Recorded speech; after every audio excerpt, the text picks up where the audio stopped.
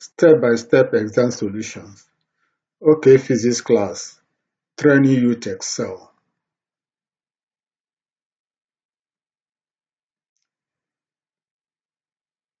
Subscribe to step-by-step exam solution.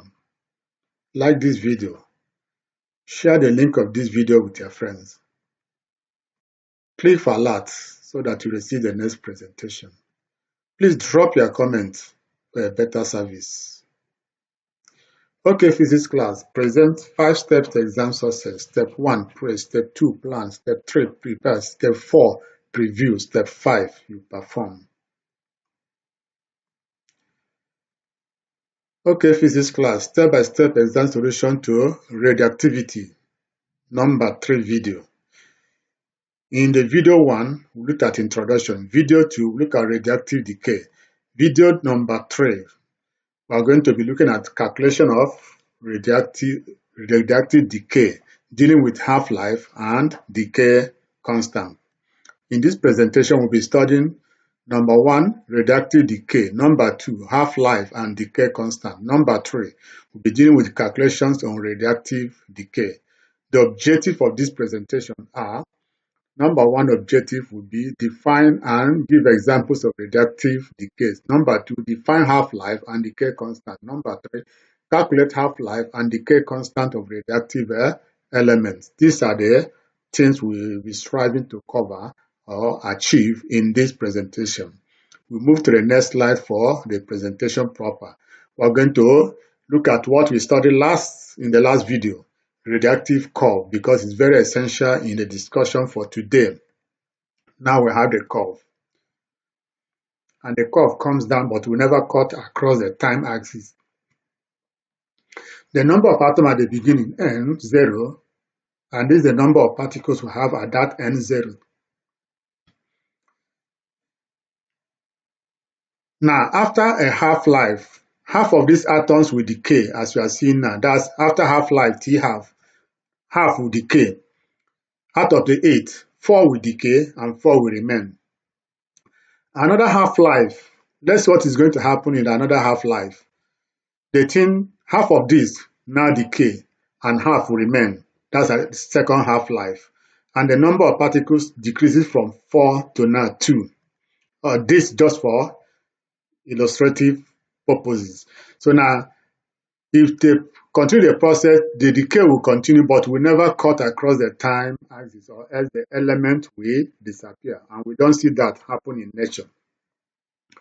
We go straight to the next slide for the present discussion, the decay curve or radioactive decay. Now, the radioactive decay we know is directly proportional to the number of atoms at the beginning. And since we say it's rate of decay, it has to do with rate. And that shows that differentiation of the number of particles with respect to time. And minus shows that this is a decay curve and not a growth curve. It is proportional to the number of atoms at the beginning. That's what we said when we are looking at that curve. Now, simplifying that, removing this, we can add a constant to the right-hand side. And that constant we have added to the right-hand side is lambda, called the decay constant. So that lambda, as I said, is called the decay constant. So where this, the n, the t, is the rate of decay or activity of the radioactive substance. The unit of activity or the rate of decay of radioactive substance is becquerel, in honor of French scientists. Now we look at the decay constant. Now, to define any constant in physics, please, we need to take note of this. For us to define any constant in physics, we have to make that constant the subject. And making that constant the subject, we can now define. So now let's define decay constant. The decay or disintegrating constant is the ratio or the number of atoms decaying per second to the number of atoms present at the beginning. If you take the ratio or the number of atoms decaying per second to the number that remain, the number at the beginning, we have what we call decay constant. So now, that is decay constant. The unit of decay constant is per second. Now that means decay constant can now be in ratio form will be this divided by this. That's what we use to do this definition here. So that's what we call decay constant. The ratio of the number of atoms decaying per second or disintegrating per second over the number of atoms at the beginning is called the decay constant. The decay constant is related to half-life of a radioactive element by the equation that I'm going to review now. And what is that equation? A very simple equation. Half-life, T half, will be equal to ln 2, natural log of 2, divided by decay constant. And if you use your calculator, press ln 2, you are going to get 0.693. That's what you are going to get when you round it up to 3 significant figures. Then divide by half-life, decay constant. So now that's the relationship. Half-life is given by this or this. Half-life is given by that. So that's the relationship between them. The number of atoms remaining after a given time t is given by the equations that I'm going to write now. These equations, please, are very important. I need to write these equations down and then try to get them into your memory so that you can use them to perfect solving questions in physics, and particularly when we are dealing with the nucleus or radioactive decay. So now what are the equations? The equations are the equations you are seeing right now on the screen. What the first one says that the number of atoms are there at a particular time is given by the number of atoms at the beginning, then with this ratio here, giving us the exponential function of the product of decay constant and the time it takes the atom to decay. These equations are very important. Please, let's take note of that. These equations are very important. Look at the next one. We can also write the same equation. This is standing for the first one, and then this one standing for this one, and then this one and this one, they are just different variations. So those two equations work very well anytime we are dealing with calculations in physics. So, and we need to take note of that. So now, we're now going to go further to explain what those symbols we are using there represent. Number one is N0. The N0 tells us the number of atoms at the beginning when the time is 0, before we start counting. Then NT represents the number of atoms after a given time. The lambda is decay constant. And then capital T in this my expression represents half-life. Small t represents the time it takes the radioactive element to decay by a certain amount. So these are the relationship between them. And the fraction that remain will be given by the number that remain at a particular time over the number are at the beginning. And that fraction can be expressed in terms of this because we are using this to get that. If you use this, you cannot get that. That fraction is what? Divide both sides by N0, the number that remain at the beginning, you are going to have this. And that fraction will be, we are left on the right-hand side now with what? Half. You can see what is left on the right-hand side. When we divide that, we are left with this. When we divide that, that's what we are left with. And then also when you use this one to do the division also, you are left with the other one you have here. So the equations are actually something we can remember. It's not something difficult. So now we have that as the equation. And that means from what I said in the second one can be equated to this also. So now this is the fraction that remains. If you know these formulas, please, it's going to assist you in solving problems, particularly in objective questions.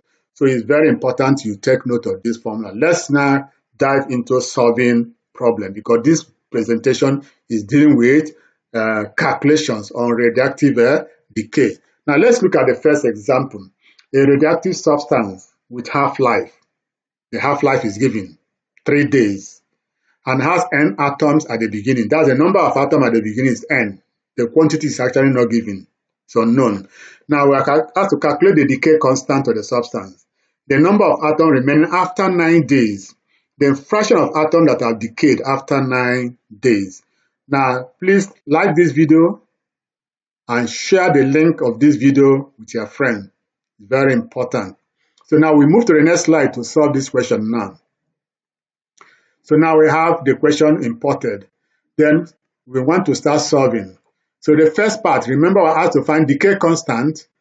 The half-life is given, and every other information is given. So now remember the relationship between decay constant and half-life. I believe you still remember. The half-life is given by this formula, ln 2 over what? Decay constant. Good. That's the formula. So we can make the decay constant, the lambda, the subject. So the lambda will give me ln 2, which is 0.693 over half-life. And the half-life is given. Look at the question here. What is the half-life given? Look at the question here. The half-life is what? 3 days. You can see it there. The half-life is 3 days. So now since the half-life is 3 days, so we're going to use that to replace the half-life, but we're going to work in seconds. So now we're going to have decay constant will give me 0.693 multiplied by 3 days, multiplied by 24 to change 3 days to hours, multiplied by 3,600 to change hours to seconds. Now please use calculator.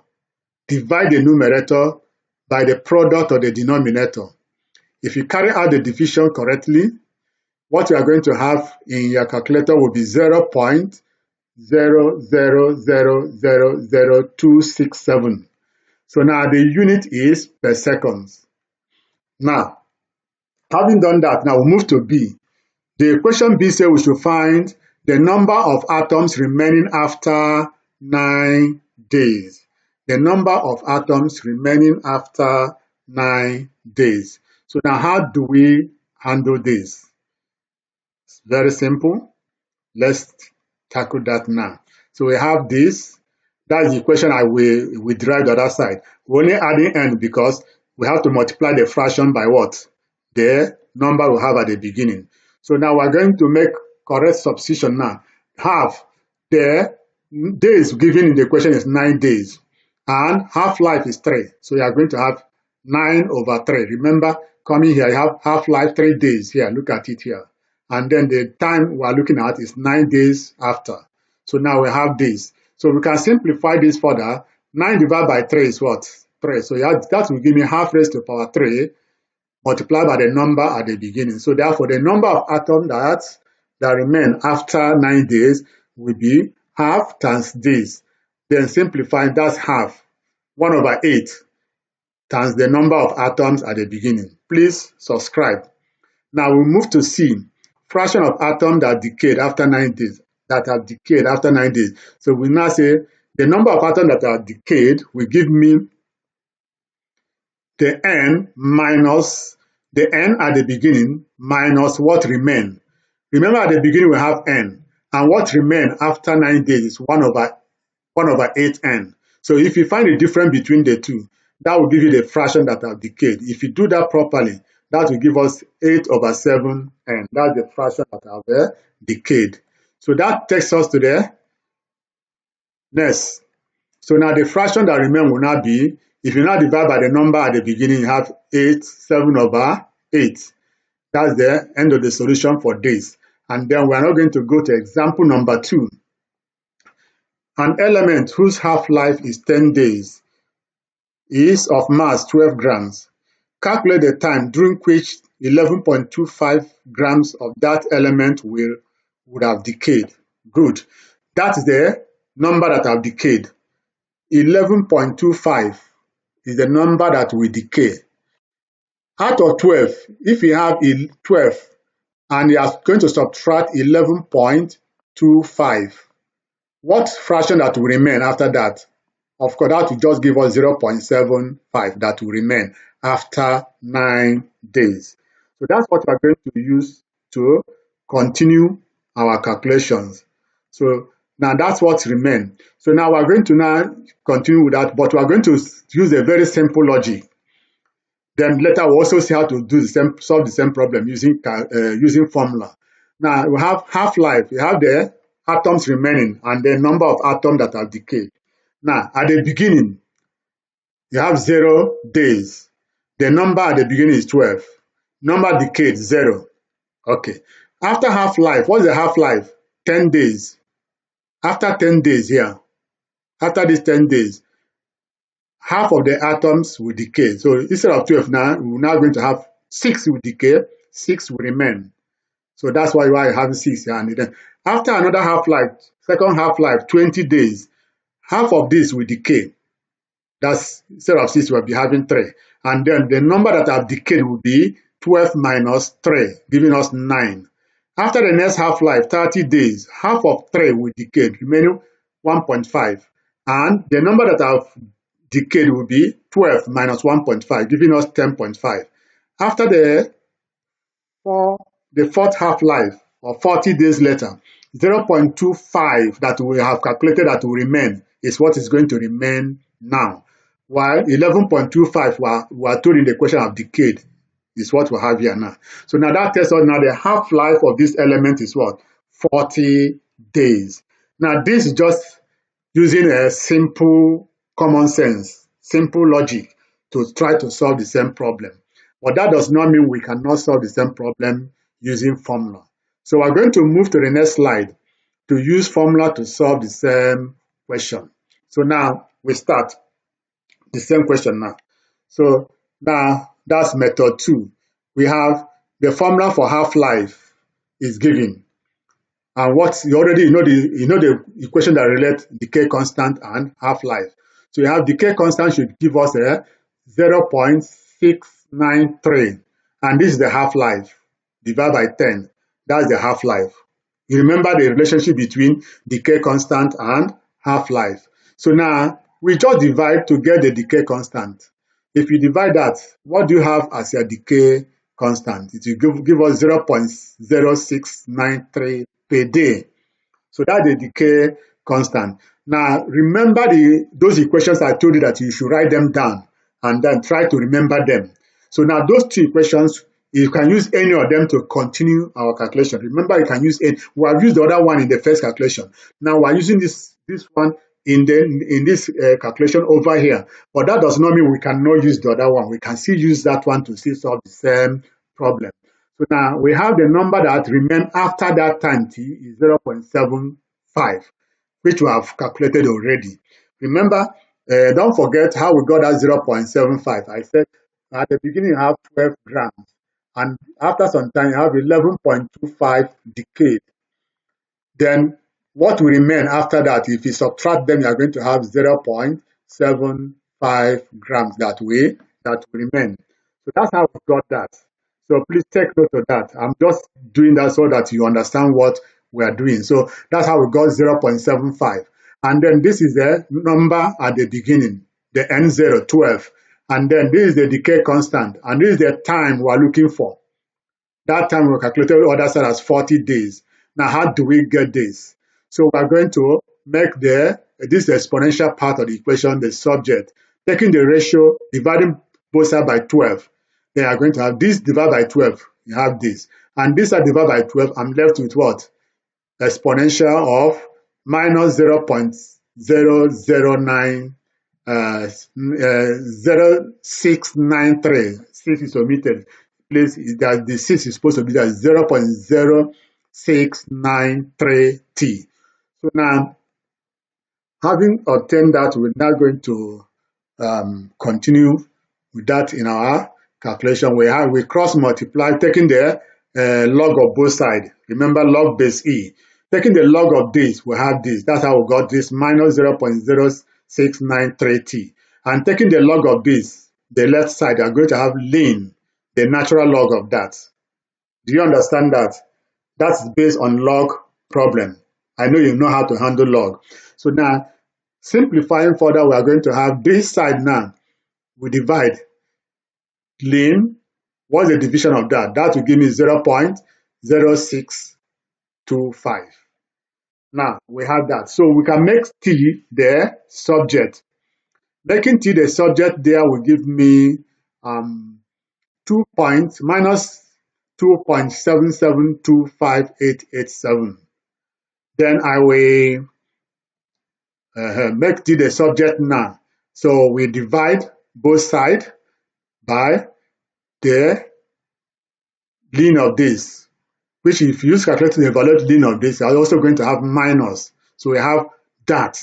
Remember, you get this from the calculator, pressing the ln, the natural log. Then t will give me the division of these two. And if you divide that, you have approximately 40 days. So now, with calculation, we still get the same answer. With simple logic, we still get the same answer, showing that this is correct. That shows that our method has worked very well. So now we go to the last example for this presentation. A radioactive isotope has a half-life of 8 days. What fraction of the atoms will remain after 72 days? What fraction will remain?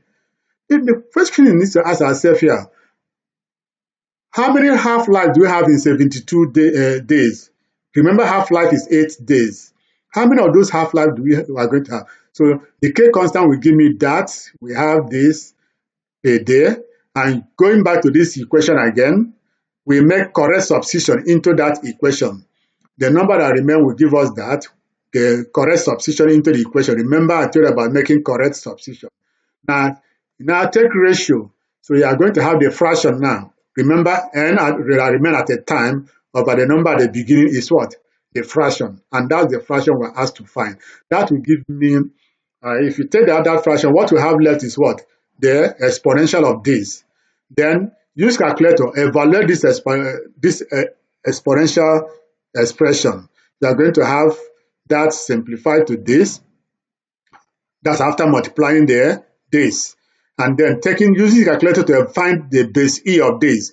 That will give me 0.00196.